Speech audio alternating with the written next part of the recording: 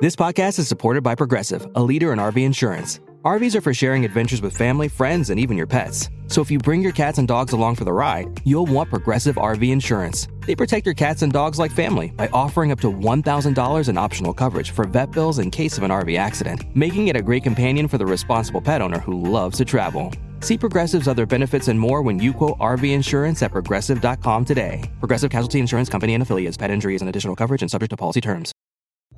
Police responded to a 911 call. Dramatic video of gun insanity in the Bronx. Police releasing a new video of a person that they are still trying to track down. Defund the police is not the answer. Many people surveyed said they just don't feel safe in the city. It's a shooting outside of a store. This is Bo Dietl's One Tough Podcast. Police this morning are searching for the person who turned this Harlem platform to a crime scene. A Red Apple Media Podcast Network production. Now, here's Bo Dietl. Welcome to Bo Dietl's One Tough Podcast. Thank you for listening. Please spread the word. You know why I love doing this podcast? Because I'm able to say what I want. There's no political correctness here, and I want to just do one thing. I want to tell you the truth about what's happening around the world, what's happening locally, what's happening all over the place in politics and everything else. First, we're going to start off about what's been going on over in Israel, and I'm really happy to hear about this guy. I won't even say his first name. His name is Sinwar. Sinwar now sleeps with the fish. He took the friggin' pipe. You know what taking a pipe means? That there was no more Sinwar. He was up there having a glorious time, eating and drinking, lots of money, cologne, happy days are here again, until that tank shell came in there. I think it blew his arm off, and he was sitting there. He had his skull looked like somebody hit it with a Louisville slugger, took out half his skull. Bye-bye, Sinwar. Ugh. All I know is one thing. He wanted no peace. He wanted to continue the death of these poor Palestinian people. These are the innocent people, and people like Sinwar are the ones that continue this fight and this battle, and all the innocent people there, all the innocent Palestinians are dying because of scumbags like Sinwar who are there. All they want is war. He does not want peace, and I'm going to tell you right now, they said this could mark the end of the war. It's not going to end this, because there's a lot of other ones there, and until we exterminate these little people that want to cause problems and cause war. And you know what? Every time I think about it, all these Hamas guys, I think there were 5 of them. I think we took a few of them out. They're all billionaires. They're living in Qatar, sucking on hookers and everything else over there in Qatar, drinking booze. Yeah, they're very religious. They're over there drinking. And you know what? The people of Palestine, the innocent people, have been led down the road, and they stole all this money from the Palestinian people. That money was supposed to be there to help people, food, lodging, building homes and all that. But no, there's something over $8 billion unaccounted for that these scumbags are in Qatar, are living the life of Riley, and people are dying. I feel sorry for the people of Palestine, the peaceful people that want to live in peace. But when you got garbage like Sinwar and these other scumbags, that's what happens, all right? Now, also, we got a confirmation from the IDF, the Israeli military. This guy, Hasham Shefadin, I can't even pronounce these names. I really don't care. But this was another boss of the Hamas there. He took the pipe. He was killed in an attack in Beirut. This was one of the guys that were over there with that Hezbollah crap. You got Hezbollah, you got Hamas. Hezbollah's on the north, Hamas is on the south. All I know is one thing. I really fear for all the innocent people that are dying because of these warmongers, piece of garbage that don't want peace. And here we got more. His whole strategy, Sinwar, was war and don't make peace. And he, all of a sudden, he was rejecting every kind of peace proposal by Israel. He could have stopped this violence a long time ago. Nope. He wanted to keep it going. He wanted the civilian hostages. He's the one that orchestrated kidnapping hostages during that when they invaded Israel in October a year ago. He was the one. Let's take the hostage, raping girls, putting kids into ovens, infants into ovens, killing and mutilating people.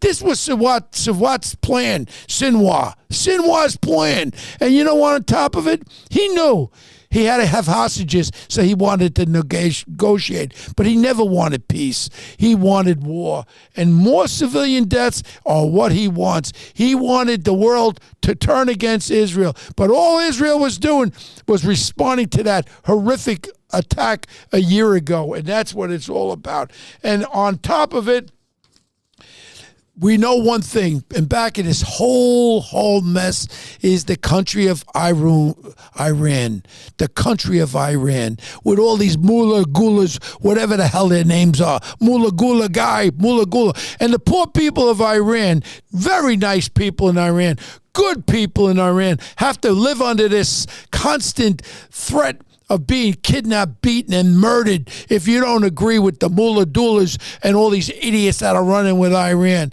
You know what? I hope one thing. I hope that Donald Trump wins, because if Donald Trump wins, I think this is going to change in the Middle East. I think he's going to do something where we can now have the people. Again, I keep feeling the pain of the Palestinians and also the Lebanese people that are the innocent victims. And we can't throw that under the rug.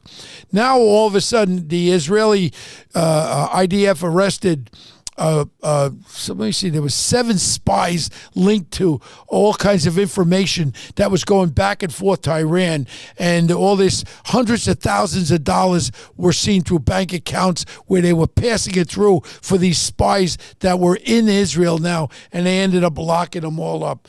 And all of a sudden now, this big leak of information that the Israelis were going to start hitting into Iran, and all of a sudden, before it happens, it was leaked out. People don't understand. There's 4 or 5 countries that are privy to this confidential, top secret stuff.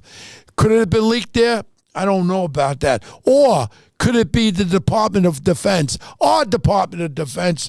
And we call this very unacceptable. So they were giving the heads up to Iran of what the plan of attack was going to be. This is horrible. This is such a breach. And the NSA, we have the National Security Agency, they're investigating it now. And it really undermines our relationship with Israel, because Israel is saying to himself, we can't tell America anything. Everything we tell America, we're giving the Iranians a heads up what they're going to do. It's disgusting. And that other punk, that Secretary of State, that other stumbling butt boy there, the guy who's the Secretary of State, who should be the secretary of the cart downstairs that's selling falafels down there. Blinken, a real total zero. I want to know, Blinken, you're the Secretary of State. How the hell does this secret information get out? I want to know. And you know what? We're going to find out that it came from someone from within our own government. And it's horrible. And it's a very dangerous position. You know what? We don't know what's going to happen now with Iran. We know one thing, they're very close to these nuclear weapons. And I'm going to tell you, when they get it, there's nothing to stop them from utilizing one of those nuclear weapons and I said it on my other podcast, they're going to use it on Israel, and they certainly will want to use it one place where I'm sitting right now in beautiful New York. That would be there. If they got 2 bombs, one will go to New York and the other one will go to Israel. That was what they're going to be doing. And now, the secret Hamas Iranian documents that were just uncovered about the attack on October 7th. These were the alliance of Hamas and Iran goes back 30 years ago, and all these secret documents now were found. And inside the secret documents, it talked about how the rise of Hamas was started and all that. He actually had a guy, and I'm not going to pronounce his name because his name, I can't pronounce it, and I don't want to pronounce it. His last name was Marzouk. He got a green card in 1990. He settled in Virginia, believe it or not.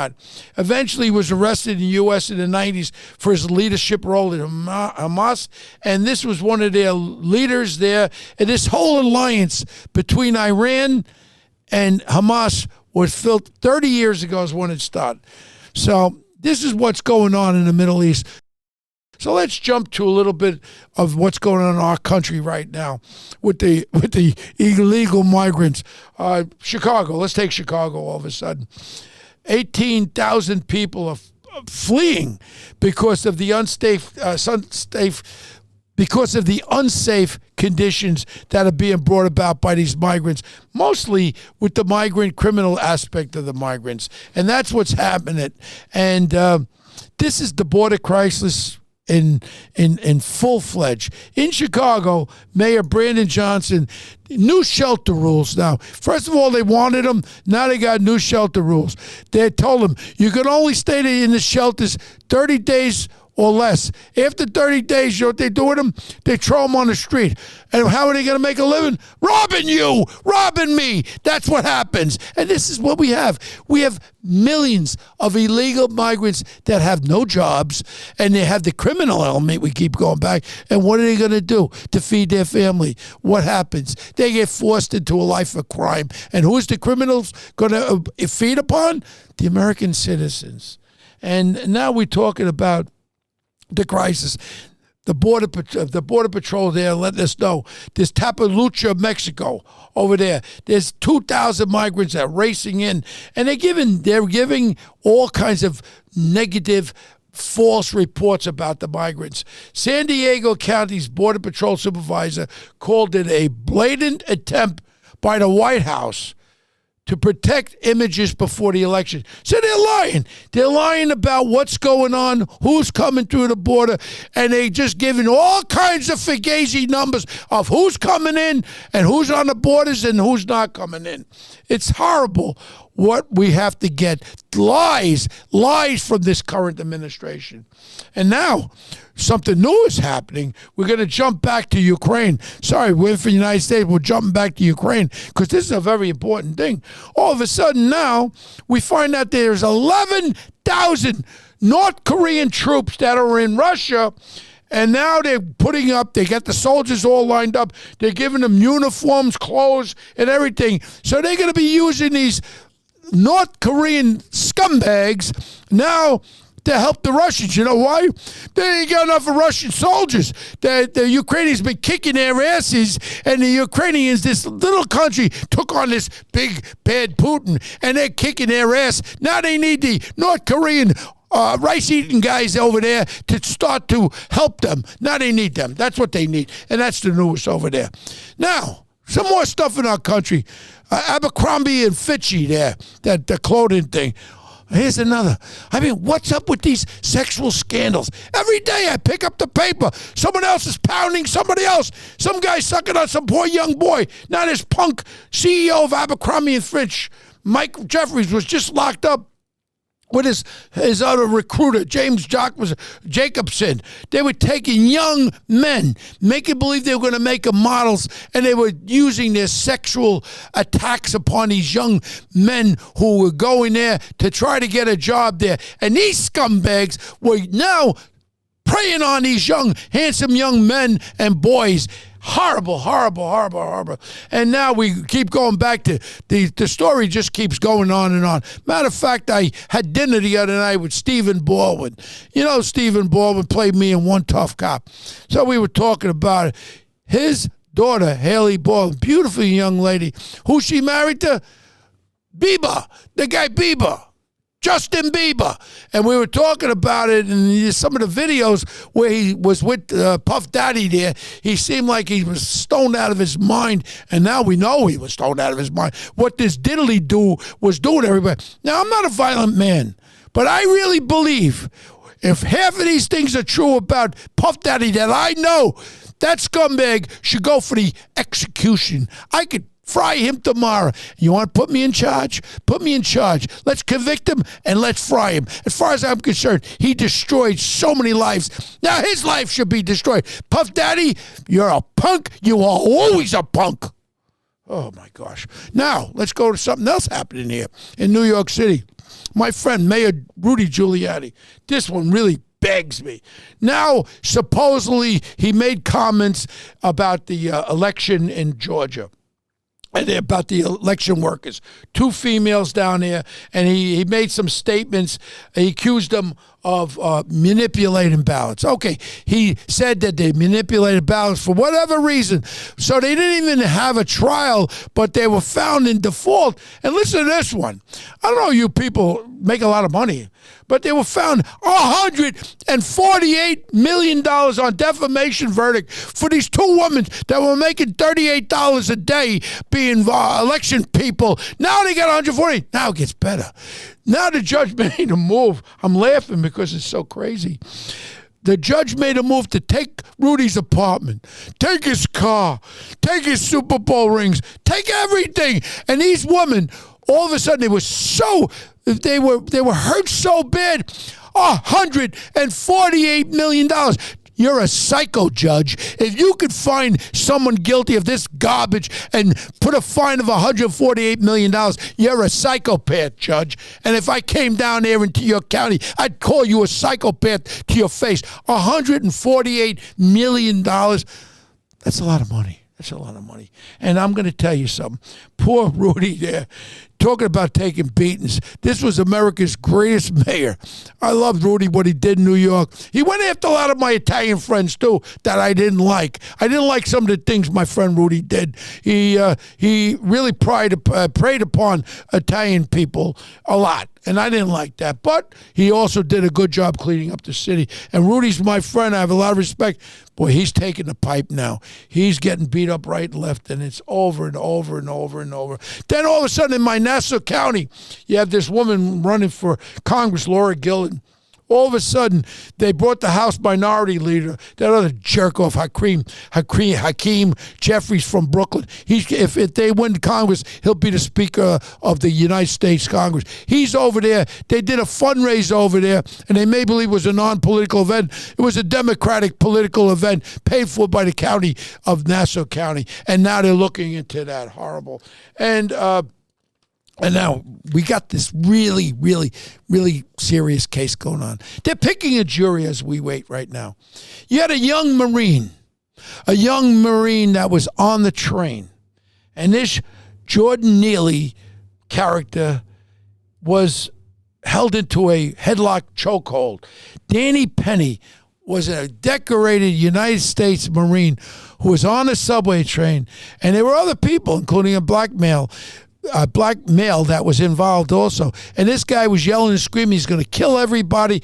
And then Daniel Penny, trying to protect the people on that train, grabbed him into a headlock, which turned into a chokehold. And we don't want to see anybody die. He was an accidental death. That's what happened. He was just trying to restrain him. And now this idiot DA, Fat Bragg, there all of a sudden, he indicted him on manslaughter, like Daniel Perry did something wrong. He did nothing wrong. If anything, our mayor should have given him the key to New York City for protecting subway riders. I wish that Daniel Penny's on the train. If my daughter and my son or any of my family are traveling, I'd love a Daniel Penny to be on that train to protect them against these scumbag predators that are all over, pushing people in front of trains, robbing people. Daniel Perry is an American hero, and this trial is a travesty. And you know, this is one of the reasons why people want to leave New York City, for garbage like this. And this Bragg, if he had a set of balls, you would dismiss this case, look at the evidence, and be a man, Bragg. Stand up and be a man. I don't know if you got a man in you, but this thing is such an unbelievable case, and that's what they're doing right now. They're trying this United States Marine on this crap. Oh, I got these notes because I got to keep these notes going because there's so many important issues here. Even my friend, the great Ray Kelly, former United States Marine Colonel, retired, great guy, one of our best commissioners we ever had. He was talking about these gangs, these Venezuelan, and I can't pronounce the name. Tring Diaga Uga Booga Duga. I don't know how to say it, but these gangs out of Argentina, criminal gangs. They got the tattoos going. You could tell them from far away, and all they're doing is causing robberies in our shelters. Does people know when there's a crime in the shelter, The police can't go in there. The police can't do nothing. These guys, it's a game out there. They got these gangs that are running the shelters. These gangs send young kids out there to rob and bring back the proceeds to the shelter.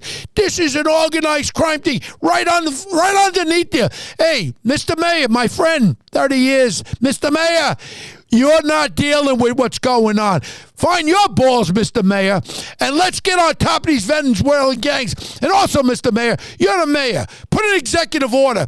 Any illegal person who's in this country illegal, committing crimes, turn it over to ICE. Tell city council, back off. I'm the mayor, and I'm going to do it. Eric, stand up for what's right, okay? People elected you to be our mayor because of public safety and crime. Crime is prevalent everywhere. Now the shelters are it's where it festers. Now they're robbery. They're sending young kids out with these gangs, especially these Venezuelan gangs. And it goes on and on. 24-year-old man, 22-year-old woman arrested for sex trafficking these young girls from Venezuela and from all over the place. But on top of it, here's a good one. This guy named Enrique Baca Blanco. Let's just call him Bert Blanco, because I can't pronounce your first name, and I don't give a crap about your first name. We'll call you Bert Blanco. Here, 27-year-old gang member, right? All of a sudden, he's been slipping through the cracks. Yeah. He first got caught illegal going into Texas back in May of 2023, and he was ordered to be deported. But instead, you know what he did? He ended up in a holding center in Elizabeth, New Jersey, only to be freed a month later. Then things got worse. Blanco was arrested in the Bronx for attempted murder after opening fire on a man. And guess what? He was released without bail. Here we go there. State senators and also state assembly people, the scarf lady in the Senate, and that little munchkin, that little midget head of the New York State Assembly. Here we go. And also the city council. He was released. Attempted murder illegally in this country. Then you go 2 weeks forward. Drug possession in Miami again. And last week, he was picked up for sex trafficking a 15-year-old little New York City runaway girl. Now Blanco, scumbag Blanco, is being held by Florida authorities. Man, it doesn't get any worse. I'm glad that I'm able to talk freely like this. And then all of a sudden, over there in the old 110 precinct, where I first started back in 1970, they got this thing now. They have these sex workers now. They walk along the street with hot pants on and all that. And now they call it the market of sweethearts. And all of a sudden now what they're doing is they're demonstrating that they should be allowed to sell their wares and have prostitution legalized. And with prostitution comes also stolen property and the criminal. Well, you know what? We got everything else is free. Let's make prostitution legal in New York City, Mr. Mayor. You lost everything else in this city. Why don't you just make that legal? Again, Mr. Mayor, I'm going to talk to you, Eric. We haven't talked in a while. And I'm directing this to you. Find your ball bag, Mr. Mayor. You got elected. Public safety and security for our people and against crime. You've got a cancer festering in your shelters with these gangs, especially these Venezuelan gangs. You got people going out, robbing people, bringing back the stolen goods. We have an organized crime. If they were Italian, you would be out there going after. No, Mr. Mayor, find your ball bag and let's go after these gangs and let's get them to ICE and let's get them the hell out of our city so we can win our city back, Mr. Mayor. I'm calling upon you. Sorry I get so upset, everybody, but this really, really aggravates me. And I supported this mayor. I support him, and I don't like what's going on. And you want to know something? He can make believe that he doesn't know this is happening. Oh, perception. Mr. Mayor, this ain't friggin' perception. This is real. Now, please tell people about my podcast, and hopefully I'll be back next week. And I want you to please tell people you tune into Bo Dietl's One Tough Podcast. You can find me on Spotify, YouTube, all these things. Look me up. Tell your friends. Hear the truth. Bo Dietl will tell you the truth. One tough cop ain't backing away. I ain't moving to Florida. I'm standing and I'm fighting. You know who I'm fighting for? I'm fighting for you, the people of this great city, the greatest city in the world. God bless everybody and good health to everybody. Thank you.